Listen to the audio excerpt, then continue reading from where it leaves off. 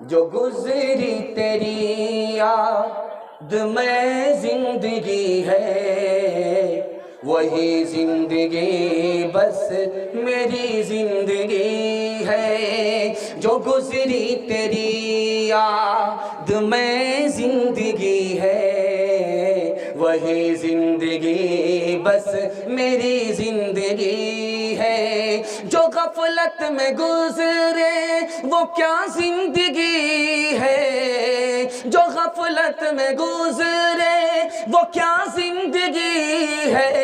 وہ جینا نہیں بلکہ شرمندگی ہے، وہ جینا نہیں بلکہ شرمندگی ہے۔ جو ہر سانس سنت کے تابع نہیں ہے، خدا کی نہیں نفس کی بندگی ہے۔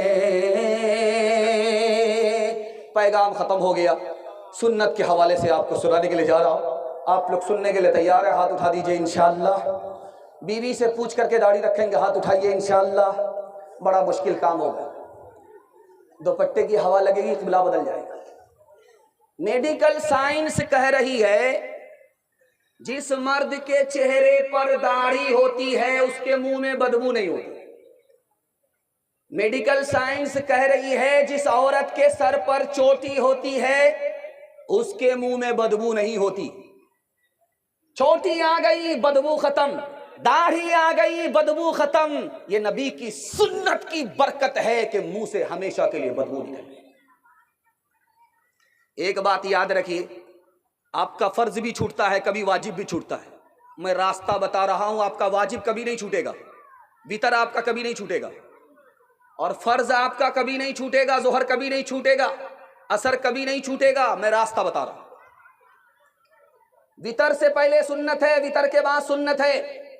ظہر سے پہلے سنت ہے، ظہر کے بعد سنت ہے۔ آپ سنت کو پکڑ لیجئے، گارنٹی ہے آپ کا واجب بھی نہیں چھوٹے گا، آپ کا فرض بھی نہیں چھوٹے گا۔ کبھی کان میں آذان کی آواز آتی ہے، کبھی نہیں آتی ہے۔ آپ کو راز بتا رہا ہوں، کب آتی ہے کب نہیں آتی۔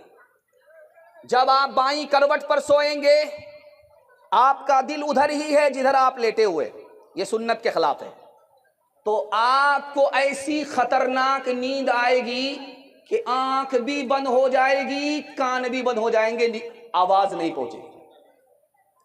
لیکن اگر آپ دائیں کروٹ پر سو رہے ہیں، دل بائیں طرف ہے، لٹک گیا، اب اگر آپ سوئیں گے دائیں کروٹ پر تو آپ کی آنکھ بند ہوگی، کان کھلے ہوں گے۔ اب مسجد سے جب صدا لگے تھی آپ کے کان میں ضرور پہنچے گی۔ اگر آپ نے ارادہ کر لیا کہ مجھ کو فجر کی نماز پڑھنی ہے تو دائیں کروٹ پر سوئیے۔ اگر آپ نے ارادہ کر لیا کہ مجھ کو فجر کی اذان سننی نہیں، نماز نہیں پڑھنی ہے، تو آپ جیسے لیٹیے۔ یہ سنت کے مطابق سونے کا نتیجہ ہے کہ آپ دائیں کروٹ پر سو رہے ہیں، اللہ آپ کے کان میں اذان کی صدا پہنچا رہا ہے۔ جب مردہ قبر میں لیٹتا ہے تو اس کا منہ کبھی قبلے کی طرف رہتا ہے، کبھی قبلے سے ہٹا دیا جاتا ہے۔ کون سا مردہ ہے جس کا قبلے سے ہٹ جاتا ہے؟ کون سا مردہ ہے کہ قیامت تک کے لیے ان کا چہرہ قبلے کی طرف رہتا ہے؟ جس نے نبی کی سنت کو ہاتھ سے پکڑا، دانت سے پکڑا، وہ مرنے کے بعد قبر میں لیٹتا ہے، قیامت تک کے لیے اس کا چہرہ قبلے کی طرف رہتا۔ جس نے زندگی بھر نبی کی سنت سے منہ موڑا، مرنے کے بعد ہزار اس کا چہرہ قبلے کی طرف کر دیا جائے لیکن اللہ اس کے چہرے کو قبلے سے موڑ دیتا۔ باپ آیا بیٹی کے پاس، مبارک ہو رشتہ مل گیا۔ کہا کیسا رشتہ ملا؟ کہا لڑکا سونار ہے، سونے کی دکان ہے، تم کو زیور پہنائے گا، کان میں الگ، گلے میں الگ، بازو میں الگ، بوجھل کر دے گا۔ مبارک ہو بیٹی، 7-17 ڈبیا تیل جل گیا اس داماد کو ڈھونڈنے میں، وہ رشتہ مل گیا۔ بیٹی نے کہا ابا حضور ایک شرط ہے، پہلے یہ بتاؤ کہ اس لڑکے کے سر پر ٹوپی ہے؟ بولا جمعہ میں، رمضان میں، اس کے بعد ٹوپی جیب میں آ جاتی ہے، پھر سیدھے اگلے رمضان میں نکلتی ہے۔ بولا ابا یہ بتائیے کہ اس کے چہرے پر داڑھی ہے؟ کہا شادی کے بعد رکھے گا، تو ابھی تو کنوارا ہے۔ کہا ابا جب اتنا بڑا مالدار ہے تو اس نے حج کیا ہے، خدا کے گھر کا طواف کیا ہے، نبی کا روضہ دیکھا ہے، کہا کہ ابھی کیا ضروری ہے، جب بوڑھا ہو جائے گا، کمر ٹیڑھی ہو جائے گی، لاٹھی پر آ جائے گا تو جھک کر کے چلا جائے گا، ہر چیز سے ریٹائر ہونے کے بعد وہیں پہنچے گا۔ بیٹی نے کہا ابا حضور مجھ کو رشتہ منظور نہیں ہے، جس لڑکے کے سر پر ٹوپی نہیں ہے اس کا مطلب وہ خدا کا لحاظ نہیں کرتا، جس لڑکے کے چہرے پر داڑھی نہیں ہے وہ نبی کا لحاظ نہیں کرتا، اور جس لڑکے نے خانہ کعبہ کا طواف نہیں کیا اس کو خدا کا لحاظ نہیں ہے۔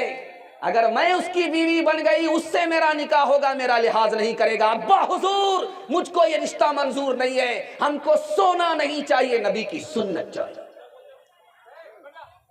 ایک کنوارا گھر سے باہر نکلتا ہی نہیں، اس سے پوچھا گیا بھائی گھر سے باہر کیوں نہیں نکلتے ہو؟ کہا لڑکیاں چھیڑتی۔ جب گھر سے باہر نکلتے ابھی آپ آئیے راستے سے تو عورت بھی سٹ کر کے چل رہی ہے، مرد بھی سٹ کر کے چل رہا ہے، پتہ ہی نہیں چل رہا ہے کہ شوہر ہے یا بیوی ہے یا کوئی اور ہے، سٹ کر کے مرد بھی چل رہے۔ میں ہاتھ جوڑ کر کے آپ لوگوں سے کہتا ہوں، ہاتھ جوڑ کر کے آئندہ جب جلسہ کیجئے گا تو جلسے کی ترتیب کو بدل دیجئے، بہت بڑا آپ کو نقصان اٹھانا پڑے گا، پوری بستی آپ کی بدنام ہو جائے گی۔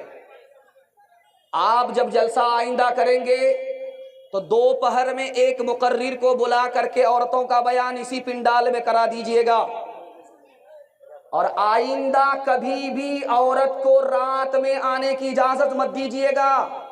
یہ بوسی گاؤں ہے، ایک لڑکا 4 بار لڑکی کو اٹھا کر کے بھاگ رہا تھا، اس کو پکڑا گیا، عزت آبرو اللہ نے بچا لیا۔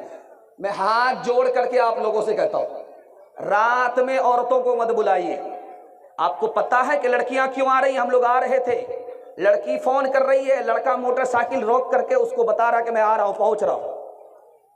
خدا کے واسطے آپ لوگ ایسی غلطی مت کیجیے گا، یہ جو میترا ہے قیامت تک کے لیے بدنام ہو جائے گا۔ دوپہر میں ایک مقرر کو بلا کر کے تقریر کرا دیجئے عورتوں میں اور اس کو بھیج دیجئے، رات میں عورتوں کو مت بلائیے گا۔ جلسہ تو بار بار ہوتا رہے گا، لیکن کسی ایک لڑکی کی عزت اگر ایک بار گئی قیامت تک لوٹ کر کے نہیں آئے۔ ابھی جو میلہ ٹھیلا چل رہا، اور دوسری بات یاد رکھیے گا، اس پر ہمیشہ دھیان رکھیے گا، جلسہ بار بار ہوتا رہے گا لیکن عزت آبرو نیلام ہونے کے بعد کبھی واپس نہیں آئے۔